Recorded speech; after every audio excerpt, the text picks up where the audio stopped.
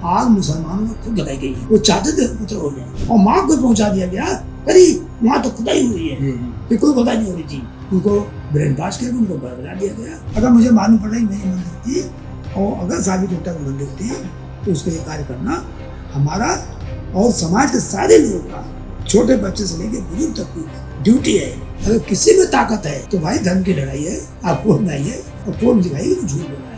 और पर मेरी माँ जो है वो बहुत कट्टर हिंदू थी और मेरी माँ ने मुझे सिखाया था कि जितना इतिहास में जो कुकृत्य हुआ है, बर्बरता हुई है, और जो इतिहास का जो बदला है वो कानून के जरिए सही तरीके से चल के देना है। अब कोई आदमी पत्नी की बात मान के या पत्नी कहिए, प्रेमिका कहिए, औरत बच्चों में किसी पड़ जाए, तो इस तरह से ये पुरुषत्व के खिलाफ है। और ये तय है कि जितने भी मंदिर तोड़ कर मस्जिद बनाई गई, एक एक को वापस देने के लिए हम लोग तैयारी करेंगे, केस करेंगे। हमको कोर्ट जाने से रोका गया और कोर्ट हमें न्याय नहीं मिला, तो मैं ये भी बतला दूँ, हिंदू जनता विफल हो जाएगी अगर किसी को न्याय नहीं मिलता।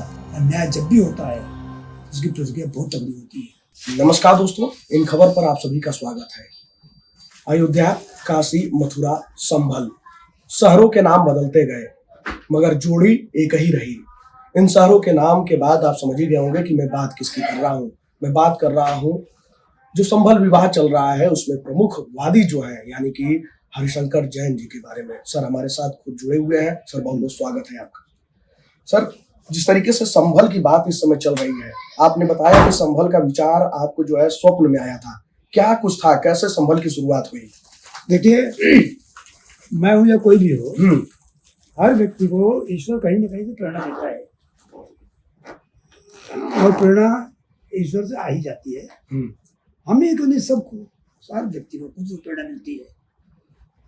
मुझे ऐसी प्रेरणा हुई स्वप्न में कि जो कल्कि जी का जहाँ अवतार होना है वो उस जगह का कुछ कल्याण होना चाहिए और कल्कि जी वहाँ अवतरित होना चाहते हैं।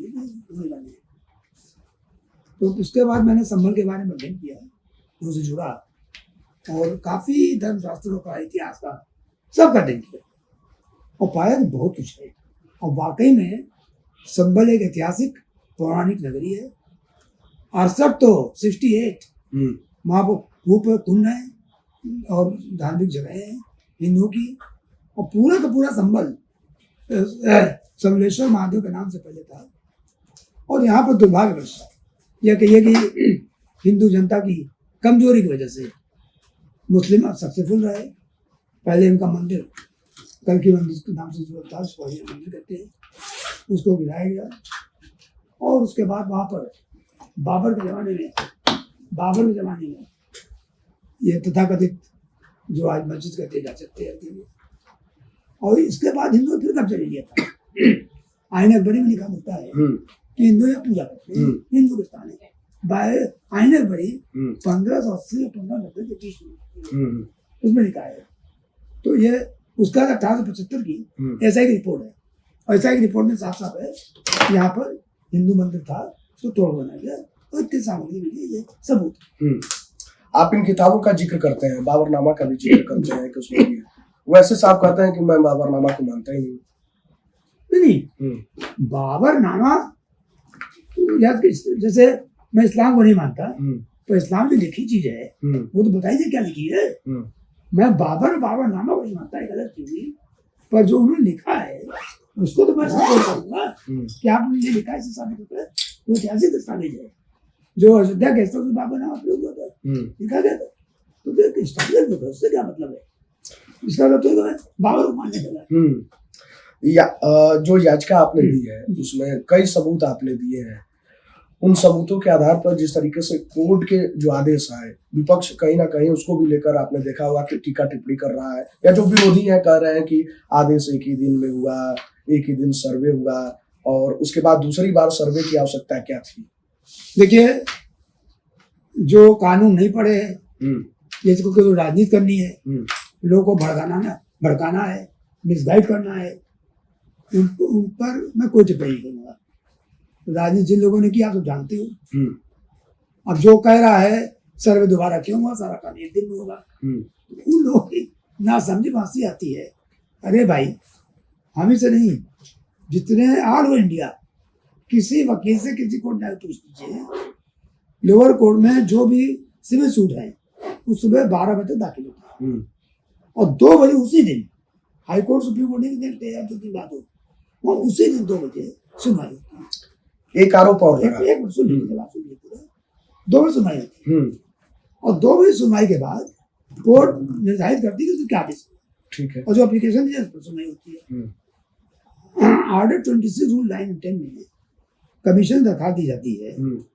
जैसे मैं आज कब्जे में हूँ किसी मकान में, मान लीजिए मकान छोड़ दीजिए, मैं किसी मकान में कब्जे में हूँ और मुझे उम्मीद है कि बगल वाला मुझे आज रात में कल को डिस्पैच कर देगा, तो उससे नहीं कहता कमीशन तुरंत करा लीजिए जो कि देख लीजिए मैं आज कब्जे में हूँ या कल हमारा मकान तोड़ दिया जाए तो देख लीजिए मैं आज कब्जे में हूँ। जैसे मुझे आशंका है कि मान लीजिए कोई डेवलपमेंट अथॉरिटी है वो मेरा मकान तोड़ना चाहता है मान लीजिए और कल एकदम बुलडोजर लेकर आ जाएगा वो गिरा देंगे, तो मैं एडवोकेट कमिश्नर लेके जाऊंगा, वो फोटो ले लेगा जिससे मालूम पड़ेगा कि हम वहाँ कब्जे में आज। तो ये नहीं कि नोटिस दी जाएगी तब आता है। हाँ ये सही है कि अगली पार्टी को बिना नोटिस दिए कार्रवाई नहीं हो सकती है। इस केस में कोर्ट ने आदेश दिया, ऑफिस पार्टी को नोटिस दी गई, मिस्टर जफर एडवोकेट उन्होंने नोटिस दिया, मौके पर हाजिर रहे दोनों दिन, उनके सामने सर्वे हुआ है, सारी मस्जिद कमेटी के लोग थे, कोई एक्स पार्टी आई। यानी कि उस नोटिस पे जब वो अपील करते तब कोर्ट मुस्लिम पक्ष को सुनता है। यस। यानी कि जो ये आरोप लग रहा है कि कोर्ट जो है एक पक्ष को सुनकर ये निर्णय दे दिया। बिल्कुल बेबुनियाद एकदम। और ऐसे ही मामला काशी में हुआ था, काशी में कोर्ट ने उसको माना कि सही है, सर्वे हो सकता, सर्वे हुआ। ये असल दिक्कत ये है कि लोग चाहते सर्वे ना, सर्वे होगा तो चीज सामने आ जाएगी, ये मालूम पड़ जाएगा कि मंदिर के अवशेष है, मंदिर के अवशेष, तो अपनी चोरी छिपाने के लिए ये सर्वे को रुकना सही बात है। और हर चोर जो जानता है कि हमने चोरी की है क्या तलाशी में तैयार हो जाएगा? नहीं तैयार होगा। बात चल रही तलाशी में। एक आरोप और लगा समय को लेकर, कहा गया कि जब चुनाव के नतीजे आए महाराष्ट्र झारखंड और उसके बाद ही फिर ये मामला कैसे सामने आ गया? भाई ऐसा है, हमको ताजुब होता है आरोप लगाने वालों पर। उपचुनाव का वोटिंग थी महाराष्ट्र में सब जगह 20 तारीख, ठीक है। अगर ये दावा मैं 4-5 को कर देता तो कहते चुनाव होने वाले इसलिए आपने कर दिया। 20 तारीख को वोटिंग समाप्त हो गई, हमने 19 को किया था, 19 की शाम तक याद रहा जहाँ पे चुनाव होगा कोई असर नहीं पड़ेगा। और ये हुआ तो कोई असर नहीं पड़ा, कोई से मालूम नहीं पड़ा। तो चुनाव के बाद हमको करने मिलेगा, महाराष्ट्र हम जीते, अगर देखा जाए जब वो हारे, उपचुनाव या 7 में 9 में 7 हम पाए, तो ये कहना मैं हम पाए मतलब वो नहीं पाए, मेरा मतलब नहीं कहने का। अब मैं तो किसी पार्टी में ही नहीं हूँ, मैं तो विशुद्ध हिंदू तो काम करता हूँ। तो वो हार गए तो अपने खींच बटा रहे हैं। और मिस्टर राम गोपाल यादव ने मुझे साफ बात कही है, प्रोफेसर बहुत पढ़े लिखे विद्वान आदमी है और उनकी तारीफ करूंगा, उनके मुंह से सत्य बाहर निकल आता है। उन्होंने कहा कि अगर वोट देने नहीं दिया जाएगा, हमको वोट देने रोका जाएगा तो यही होगा। यानी जो आपकी खींच थी चुनाव की वो आपने इसको हिंदू मुस्लिम करके और आपने जो है रामगोपाल यादव का जिक्र किया है तो आपने देखा होगा कि समाजवादी पार्टी किस तरीके से इस मुद्दे को उठा रही है और विष्णु जी की जो वीडियो थी उसको ट्वीट करते हुए अखिलेश यादव ने भी निशाना साधा। आपका भी एक वीडियो जो है ट्वीट करते हुए उन्होंने बहुत सारी बातें लिखी है। बिल्कुल। और आरोप भी लगाए। देखिए अखिलेश जी वो हैं, जब इनका शासन था तो ऑन रिकॉर्ड बता रहा हूँ, वहां पर लखनऊ में एक बुद्धा पार्क है, महावीर स्वामी पार्क, 2 पार्क हैं। जब इन्होंने 12 में चुनाव जीता था उसके तुरंत बाद बहुत जल्दी पूरी मुस्लिमों की टीम नारे हैदरी कहते हुए यानी हिंदुओं को मार रही थी और बुद्धा की मूर्ति और महावीर स्वामी की मूर्ति तोड़ दी। मैंने पिटीशन दाखिल की, कोर्ट ने आदेश दिया और दोनों मूर्तियां फिर से लगाई गई। यहाँ रिकॉर्ड बता रहा हूँ, रिकॉर्ड के लिए बता रहा हूँ। और अखिलेश यादव के शासनकाल में हुआ ये, दूसरे शासन नहीं हुआ। और उन्होंने कोई एक्शन नहीं दिया किसी के खिलाफ कि मूर्ति तोड़ी, कोर्ट ने लगवा दी, तो किसी तोड़ने वाले को कोई एक्शन नहीं हुआ किसने तोड़ी और पूरे माप ने तोड़ी। ये नहीं, अखिलेश यादव वो शख्स हैं जिन्होंने 19 आतंकवादियों को छोड़ने का आदेश दिया, केवल कारण था कि मुस्लिम है। वो आदेश मैंने पेटिशन दाखिल की, वो स्टे हुआ, ट्रायल हुआ और मामला सुप्रीम कोर्ट में पेंडिंग हुआ, इनका आदेश नहीं चला। तो ये जो अखिलेश जी हैं, इनकी अपनी सोच है, अपना विचार है। और ये भी बता दूं, 2022 के इलेक्शन पहले अखिलेश जी को भी सपना आया था, भगवान कृष्ण का, देख लीजिए। बिल्कुल, सपने को लेकर भी कहीं ना कहीं तंज कसा जा रहा है। जी नहीं, उनको भी आया था, उनको भी आया था। तब नहीं कहा अरे सपना आपको कुछ सिखा सकता है, तो मुझे भी आ सकता है। और सपने का आधार कैसे तैयार हुआ है? सपना जो सोर्स कि हमको किस वजह से ये भावना है कि मैंने काम किया, उसके बाद रिसर्च किया, रिसर्च कर सारे कानून निकाले, कानून निकाल के तथ्य निकाल के पता भी किया है। ये नहीं कि कोर्ट में आके लड़े, कोर्ट में आके इस कायदे की बात ये थी कि हमने मुकदमा दाखिल किया, गलत किया है, कोर्ट में आके लड़ते, कोर्ट में आप दिखाते को पटक देते कि हमने झूठ बोला है, ये गलत किया है, ये तो कोर्ट में सजा दी जाएगी झूठ बोलने की। अगर किसी में ताकत है और मुसलसल ईमान है किसी का अपने धन पर, तो भाई धन की लड़ाई है, आप कोर्ट में आइए और कोर्ट में दिखाइए कि झूठ बोला है।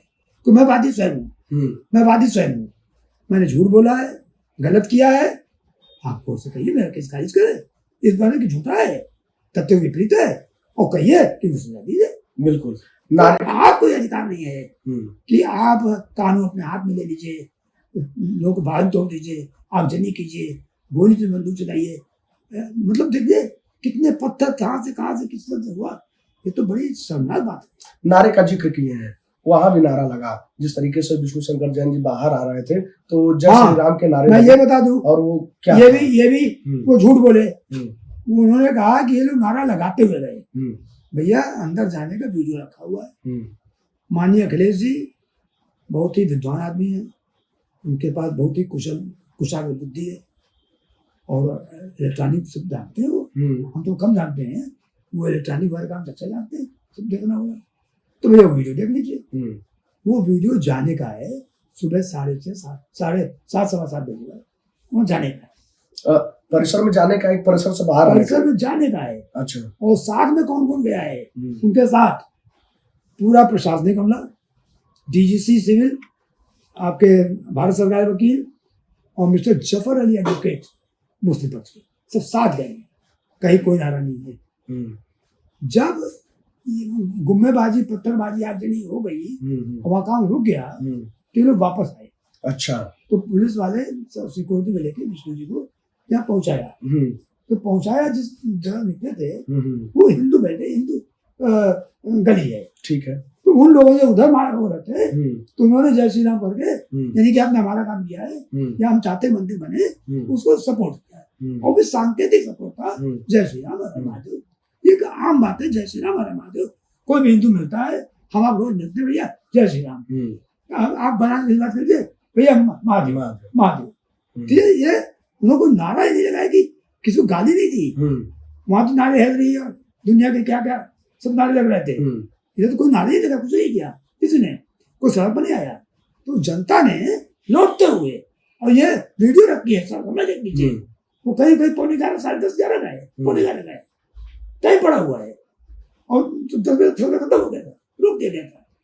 मैं तो कहता हूँ खत्म नहीं हुआ तो रोक दिया गया था। उस समय आप एक बात का और जिक्र कर रहे थे कि सर्वे के दौरान ही जो है जफर अली कुछ पुड़िया के लिए बाहर आए, क्या? हाँ, और सही बात ये, सारी आग मुसलमानों ने खुद लगाई गई है, वो चाहते थे पत्र हो जाए, और पहले प्लानिंग थी, जैसे ही सूचना मिली, भीड़ कहीं थी, एक साथ तुरंत आ गए, एक ये कहा कि हमको मसाला खाना है, कौन मसाला नाम भूल गया, तो कोई मसाला खाने के लिए बाहर आए, ठीक है, और बाहर कहिए कि अंदर खुदाई हो रही है, मुझे लोगों ने बताया, देखिए मैं बता दूं यारो, मेरा नहीं है, जिन शख्सियतों ने देख के मुझे बताया, मैं उनका नाम कह रहा हूँ, बाहर आए और माँ को पहुंचा दिया गया, अरे वहां तो खुदाई हो रही है, फिर कोई खुदाई नहीं हो रही थी, कुछ नहीं हो रहा था, खाली उस पांड का पानी जो निकाला गया था, कब किया गया था, पूरा वो भी देख दिया, और इतनी देर में भीड़ जो है वो बेकाबू हो गई। ये सुनियोजित दंगा कराया गया, और ये दंगा ऐसा है कि समाजवादी पार्टी ने मौके के लाभ देखते हुए किसको मौका बुला लीजिए, और मुसलमानों के कंधे पर बंदूक रख के इसको कराए, सही बात नहीं है। अच्छा, आप जिस तरीके से निचली अदालत का कई बात और बता दूं, मरे कोई अच्छी बात नहीं है। जो लोग मरे हैं उनके प्रति मेरी संवेदना है, गलत मरे और उनको बीच में नहीं आना चाहिए, नौजवानों को आगे कर दिया गया, उनको ब्रेन वॉश किया, उनको बरगला दिया गया और उनकी जो जान जाने का हमको सबको दुख है, बहुत गलत हुआ। परंतु उनको वो जो कूदे उनको कूदाया गया वो चीज बहुत गलत थी, अशोभनीय है। जिस तरीके से सुप्रीम कोर्ट का भी डिसीजन आया कि निचली अदालत इस पे कोई निर्णय न ले, तो अब इसके बाद क्या लगता है कि ये पूरा मामला किस रूप में जा रहा है? सुप्रीम कोर्ट ने निर्णय ये कहा है, जिस जो बता रहे हैं, सुप्रीम कोर्ट ने कहा है कि हर आदमी को अगर आप छुप जाएं तो उस आदेश को चुनौती देने का अधिकार हर पार्टी को होता है। तो उन्होंने कहा अगली कार्रवाई जो भी होगी हाईकोर्ट के आदेश के तहत, और जैसा हाईकोर्ट का जब तक वहाँ सुनवाई ना हो जाए तब तक कोई कार्रवाई नहीं। वैसे भी आज उन्होंने टाइम मांगा था एडवोकेट कमिश्नर ने, तो 8 जनवरी डेट पर फिक्स हो गई है, इसलिए ऐसी कोई बात नहीं है। मामला सुप्रीम कोर्ट में पेंडिंग है, उन्होंने कहा सब शांति व्यवस्था बनाए रखिए। मैं भी चाहता हूँ शांति बनी है, कोर्ट का कोर्ट, इसमें अशांति मचाने की जरूरत नहीं है। तो सर्वे के बाद क्या कुछ आप लोगों का प्लान है, क्योंकि सर्वे रिपोर्ट तो सौंपी नहीं गई? नहीं देखिए, अभी मैं अपना कोई प्लान न बताऊंगा, क्या मिला क्या नहीं मिला कुछ कोई कमेंट नहीं करूंगा। अभी मामला सुप्रीम कोर्ट सब जुडिस है, तो इतना जरूर कर सकते हैं, आज नहीं तो कल सच्चाई सामने आएगी, हरिहर मंदिर साबित होगा और यहाँ पर हिंदू पूजा, इतनी बात कर सकते। ये मैं अपने दिल से कह रहा हूँ, मेरी अंतरात्मा की। संभल हो गया, संभल के बाद अब किस पे आप काम कर रहे हैं? देखिए, मैं समय से पहले कुछ बताता नहीं हूँ, मेरे पास लाइन लगी है, सब जांच चल रही है, मेरी टीम एक जाती है, जांच करती है, तथ्य जुटाती है, मतलब पूरे तथ्य खोजबीन के बाद सब तैयार हो जाते हैं, तब हम उसके बाद केस करते हैं। और ये तय है कि जितने भी मंदिर तोड़कर मस्जिद बनाई गई है, एक एक को वापस देने के लिए हम लोग तैयारी करेंगे, केस करेंगे। हार होगी जीत होगी, क्या होगा ईश्वर जाने। और अगर हमको कोर्ट जाने से रोका गया और कोर्ट हमें न्याय नहीं मिला, तो मैं ये भी बतला दूं, हिंदू जनता विकल हो जाएगी। अगर किसी को न्याय नहीं मिलता, अन्याय जब भी होता है उसकी प्रतिक्रिया बहुत तगड़ी होती है। मैं सबसे अपील करना चाहता हूँ, सबसे कहना चाहता हूँ, न्यायिक प्रक्रिया का पालन कीजिए, शांति बनाए रखिए। अगर शांति का रास्ता, कोर्ट का रास्ता रोका गया, इसके बहुत दूरगामी परिणाम। आप कहते हैं कि जितनी मस्जिदें मंदिर तोड़कर बनाई गई हैं उनको आप आजाद कराएंगे। बिल्कुल। वहीं कई दल के नेता जो है ये कहते हैं कि हमें काशी, मथुरा और अयोध्या दे दो। देखिए, जो नेता अभिनेता धर्माचार्य जो भी कह रहे हैं उनकी व्यक्तिगत राय है, वो पूरे हिंदू समाज की राय नहीं है। और दे दो क्या, कोई हम भीख मांग रहे हैं क्या? अरे हमारे में दम होगा तो हम लेकर रहेंगे। भाई ऐसा है कि अयोध्या मिल गया, काशी मथुरा कोई भीख नहीं मांगते कभी। अधिकार है तो मिले, नहीं अधिकार तो ना मिले। अगर हम साबित कर पाएंगे मंदिर तोड़ बनाई गई है, ये मस्जिद नहीं है, तुमको मिलेगी। नहीं साबित कर पाएंगे, नहीं मिलेगी। पर हम किसी के आगे झोली फैलाने के बिल्कुल उसमें नहीं है। हिंदू अस्मिता का सवाल है, देश की जनता का सवाल है। और मंदिर जितनी हैं और जितने धर्म स्थान हैं, किसी एक व्यक्ति के नहीं है, किसी एक धर्मावलंबी के नहीं है, किसी एक धार्मिक नेता के नहीं है, किसी भी महात्मा के नहीं है, सबके हैं, सबके हैं। और किसको एक ऐसा नहीं है, शख्स नहीं है कि पूरे हिंदू समाज का प्रतिनिधित्व करता हो और कह दे कि नहीं अब आप रुक जाइए तो सब लोग रुक जाएं। सबके अपने अपने विचार हैं। और हर क्षेत्र में जो मंदिर बने हैं उन मंदिर की अपनी विशेषता है, उनका अपना इतिहास है। वहाँ की जनता उन मंदिरों से जुड़ी हुई है। जैसे संभल था, आज संभल की जनता इस मंदिर से जुड़ी हुई है। हरिहर मंदिर को लेके बहुत दिनों से वो आंदोलन भी धीरे धीरे से चल रहा है। बिल्कुल। या ABCD और मैं नाम नहीं लूंगा, आज बहुत जगह है, लोग जाते हैं, टूटी मंदिर है, हाथ जोड़ लेते हैं, चौखट पूजा कराते हैं, तो सेंटिमेंट जुड़े हुए हैं। तो कैसे कोई कह देगा कि माफी नहीं देंगे?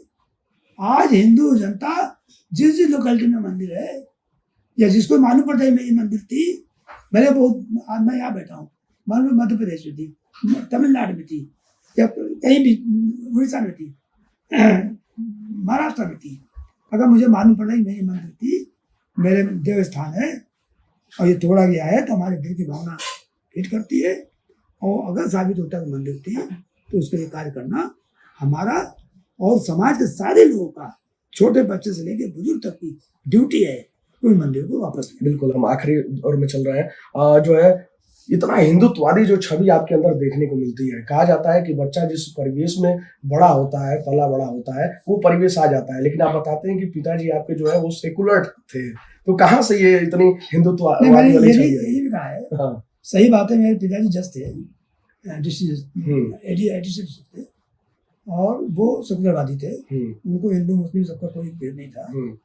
और पर मेरी माँ जो है वो बहुत कट्टर हिंदू थी, और मुझे पूरा हिंदुत्व मेरी माँ ने मुझे भर दिया था। और मेरी माँ ने मुझसे कहा था कि जितना इतिहास में जो कुकृत्य हुआ है, बर्बरता हुई है, और जो इतिहास का जो बदला है वो कानून के जरिए सही तरीके से चल के लेना है। और मैं उसी में काम अपने 11 साल की उम्र से सोच रहा हूँ, उसे भर रहा हूँ। और 1989 जब मेरी उम्र 34-35 साल की थी, तब से लगातार आज तक मैं काम करता रहा हूँ। 200 से ज़्यादा केस में दाखिल कर चुका हूँ। और मेरा केवल उद्देश्य कोई पद पाने का नहीं है। मैं आज तक टिकट की मांग नहीं पहुँचा, कि कोई किसी को बायोडाटा नहीं दिया, कोई मैं उसको राजनीतिक लाभ नहीं है। मेरा केवल उद्देश्य है कि हम हिंदू धर्म के लिए, हिंदू जाति के लिए जो बर्बरता और जो अमानवीयता भूतकाल में हुई है, अंग्रेजों के ज़माने, मुसलमानों के ज़माने में आक्रांतों द्वारा, उन सब का सब तो मैं नहीं दिला सकता, ये मेरी पावर नहीं है। पावर मिलती तो बात दूसरी होती, हो सकता मैं कुछ और कर जाता, पर जो मेरे पास सीमित साधन है उनमें जितना कर पा रहा हूँ कर। आपके अंदर जो है माता जी से प्रेरणा मिली, विष्णु जी को कहाँ से प्रेरणा मिली है? विष्णु जी को सारी प्रेरणा मुझसे मिली है। को विष्णु जी की जो माँ है वो बिल्कुल बहुत डरपोक है, उनको कोई वो नहीं, उनको इसमें कोई इंटरेस्ट नहीं। अच्छा, तो विष्णु जी पूरा मुझे नहीं किया है, मैंने माँ को किया, यहाँ विष्णु जी कभी बोलती नहीं है कि आप तो इस आग में निकल पड़े हैं, बेटे को भी जो है आपने भेज दिया? हाँ, वो तो घर की बातें होती रहती है, पर मेरे पे ऐसा पसंद नहीं है। अब कोई आदमी पत्नी की बात मान के, या पत्नी कहिए, प्रेमिका कहिए, या धन में, लालच में, औरत बच्चों में किसी पड़ जाए, तो इस तरह से ये पुरुषत्व के खिलाफ है। और पुरुषार्थ इसको नहीं कहता कि आप घर में पत्नी से किसी से डर के या उनके दबाव में कोई काम कीजिए। अगर अंतरात्मा कहती है कि धर्म गया ये काम करना चाहिए तो करना चाहिए, और इसलिए अपनी अंतरात्मा दबा से। तो चलिए, आपने राजनीति भी देखी है, आपने वकालत भी की है। राजनीति कठिन है या फिर वकालत? नहीं, देखिए दुनिया कठिन कोई काम नहीं होते। जिस प्रोफेशन रहता है उसमें खप जाता है। और मैं वकालत कर रहा हूँ, कुछ आसान लगता है, अगले की मुश्किल लगती होगी। मैं जो राजनीति है, राजनीति आसान लगती है, जो जिसमें खप जाए, जो जिसमें रम गया वही उसके लिए। चलिए, बहुत बहुत शुक्रिया, आपने समय दिया। और देखिए किस तरीके से संभल का आज निर्णय है। अब देखना होगा कि आगे क्या कुछ होगा, और इस पूरे मामले पर हमारी नजर भी बनी रहेगी, और सर भी हमारे साथ जुड़ेंगे। विस्तार से एक बार फिर चर्चा जरूर होगी।